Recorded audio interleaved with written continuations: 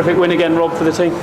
Yeah, I mean, it's just nice little steps, isn't it? You know, that's what we've just said to the players. We've again, you know, backed up a win in the Heineken Cup with a second win.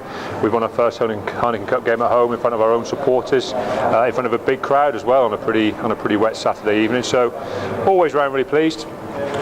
Pretty confident we can play better as well, which I've just said to the guys is always a nice position to be in.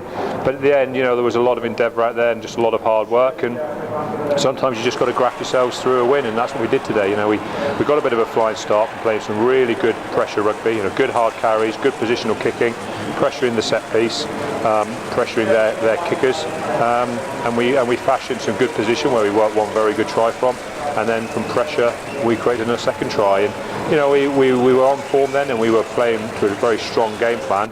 We then went a little bit off plan. But you know, we tend to do that when we get a bit of a lead. We tend to get a little bit excited and make the odd extra pass that tonight we probably didn't need to make.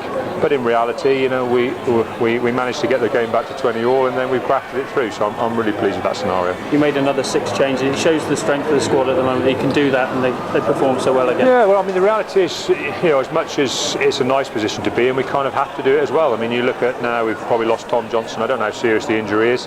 That's another back rower down. Great to have Ben White back today. But again, now we're going to be stretched again in the back row because we picked up another injury. So, you know, we have to keep playing these players because we have to make sure that they're out there and they're experienced in the rugby and they're getting better. Really pleased with how a few of the guys came in and played. And as you say, you know, we missed some experienced players out there, and we still want a tough game of rugby. So all in all, you know, you've got to say it's been another good evening for us. That's 7 wins on the trot. Leads you nicely into what is going to be a massive month of Premiership rugby for you now. Yeah, and I think the important thing is that we make sure we turn up on Monday and we put the last 7 weeks behind us, and we say that's it now. That's that period of the season done. Let's really start from scratch now. Let's build another run. You know, let's not talk about extending this run. Let's go out and start something else a bit special with a really big performance of Gloucester, who are bang on form. You know, if they don't win, they lose by very small amounts.